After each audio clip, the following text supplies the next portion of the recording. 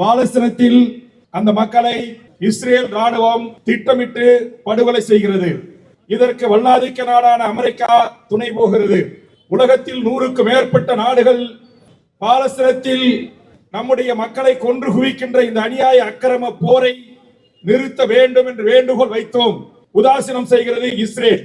ஐக்கிய நாடுகள் சபை கூட்டத்தில் 100க்கும் மேற்பட்ட நாடுகளின் பிரதிநிதிகள் இஸ்ரேலின் இனப்படுகொலையை கண்டித்து இஸ்ரேல் அதிபர் பேசுவதற்கு தொடங்குவதற்கு முன்பாக ஐநா அவையில் இருக்கின்ற நூற்றுக்கணக்கான இருக்கைகளில் இருந்து எழுந்து வெளிநடப்பு செய்து தங்களுடைய ஜனநாயக மாண்பை வெளிக்காட்டுகிறார்கள். ஆனால் கிஞ்சித்தும் கவலை கொள்ளாத இஸ்ரேல் அதிபர் ஆணவ திமிரோடு அகம்பாவாதத்தின் உச்சியில் நின்று அமெரிக்காவின் துணையோடு மாபெரும் இனப்படுகொலையை செய்து கொண்டிருக்கிறார். இலங்கை தீவில் தமிழீழ மண்ணில் 1,75,000 தொப்புள் கொடி உறவுகளை கொண்டு குவித்தது சிங்கள பௌத்த பேரினவாத அரசு. இங்கே அமர்ந்திருக்கின்ற தலைவர்களும் மேடைக்கு வராத பல தலைவர்களும் இயக்கங்களும் தாய் மண்ணில் எங்கள் முத்துக்குமாரில் தொடங்கி ஐநாவில் முருகதாஸ் வரையில் தீக்குளித்து தங்கள் இன்னுயிரை தியாகம் செய்தார்கள். எங்களை ஆண்ட இந்திய பேரரசு கண்டுகொள்ளவில்லை. அதே நிலைதான் இன்றைக்கு இஸ்ரேல் செய்து கொண்டிருக்கிறது. பாலஸ்தீனத்தில் அடுக்கடுக்காக அநியாய படுகொலைகள்.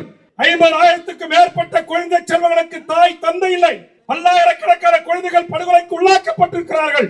ஈழ மண்ணில் உலகத்தால் தடை செய்யப்பட்ட ரசாயன குண்டுகளையும் கொத்து குண்டுகளையும் பாஸ்பரஸ் குண்டுகளையும் ஏவி எப்படி உலக சமூகம் பார்க்கின்ற போது கொலை செய்தார்களே, அதே இறக்கமற்ற கொலையை இந்த மண்ணில் இப்போது உலகத்தின் 100 நாடுகள் எதிர்த்த போதும் இஸ்ரேல் செய்து கொண்டிருக்கிறது. இலங்கை தீவில் போராடிய புலிகளையும் தமிழீழ தேசிய தலைவர் மேதக பிரபாகரன் அவர்களையும் உலகத்தில் இத்தனை நாடுகள் ஆதரிக்க வரவில்லை. ஆனால் இத்தனை ஜனநாயக நாடுகள் ஆதரித்த போதும் மிகப்பெரிய இருமாப்புணர்வோடு தன் வல்லாதிக்கத்தை நிலைநிறுத்திக் கொள்வதற்காக இஸ்ரேல் மாபெரும் இனப்படுகொலை செய்கிறது. தமிழ் ஈழ மண்ணில் இனப்படுகொலையை தமிழ்நாட்டு தாயக மக்கள் மிகப்பெரிய போராட்டங்களை முன்னெடுத்தார்கள். உலக தமிழர்கள் உலகம் முழுவதும் போராடினார்கள். இந்தியா தடுத்து நிறுத்தவில்லை. கொலை செய்தவனுக்கு துணை நின்றது, தோள் கொடுத்தது. இங்கே கூட நரேந்திர மோடி அவர்கள் முதலில் இஸ்ரேலை ஆதரித்தார்கள்.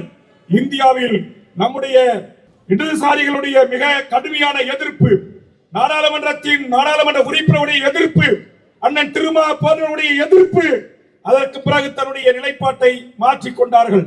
ரஷ்யா உக்ரைன் போரிலும் இரட்டை வேடம், பாசிச தன்மையோடு உலகத்தின் எல்லா மூலைகளிலும் இன்றைக்கு நரேந்திர மோடி அவர்கள் பாசிச தன்மையோடு இரட்டை வேடம் போட்டு உலகை ஏமாற்றுகிறார்.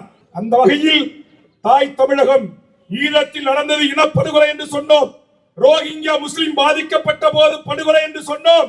தற்போது தொடர்ந்து பாலஸ்தீனில் 12 காலமாக இஸ்ரேலுடைய ஆதிக்க அரச பயங்கரவாதம் அந்த பூர்வீகுடி மக்களை, அவருடைய நிலங்களை பறித்து, அவருடைய வாழ்வுரிமையை பறித்து, முற்று முதலாக சொந்த நிலத்தில் அனாதி ஆக்கி கொன்று குவிக்கிற அநியாய அக்கிரம படுகொலையை தமிழக வாழ்வுரிமை கட்சி மிக வன்மையாக கண்டிக்கிறது. சுதந்திர பாலஸ்தீனம் அமையட்டும் என்பது போல் சுதந்திர தமிழீழம் அமையட்டும், சுதந்திர பாலஸ்தீனம் அமையட்டும். ஐக்கிய நாடுகள் சபையே, உலக நாடுகளே, உலகத்தில் இருக்க தேசிய இனங்களின் உரிமைகளை பாதுகாப்பதற்கு ஒரு பொது வாக்கெடுப்பை அந்த மக்களிடத்தில் நடத்தி சுதந்திர தமிழீழ அரசை உருவாக்கி இன்றைக்கு ஐரோப்பிய நாடுகள் உள்ளிட்ட ஆஸ்திரேலியா உள்ளிட்ட நாடுகள் சுதந்திர பாலஸ்தீனத்தை அங்கீகரித்திருக்கிறது. நரேந்திர மோடியை நீயும் அங்கீகரி, ஆதிக்க அரச பயங்கரவாதத்தோடு கைகோர்க்காதே என்பதை இந்த போராட்டத்தின் வேண்டுகோளாக வைத்து, கண்டனமாக வைத்து, சுதந்திர பாலஸ்தீனம் அமையட்டும், எனது இறமை உலகம் முழுவதும் வாழ்கின்ற இஸ்லாமிய உறவுகளுக்கு மீண்டும் உலகத்தில் ஒரு அமைதி நாடு உருவாகட்டும் என்று கூறி வாய்ப்புக்கு நன்றி கூறி நிறைவு செய்கிறேன். நன்றி, வணக்கம்.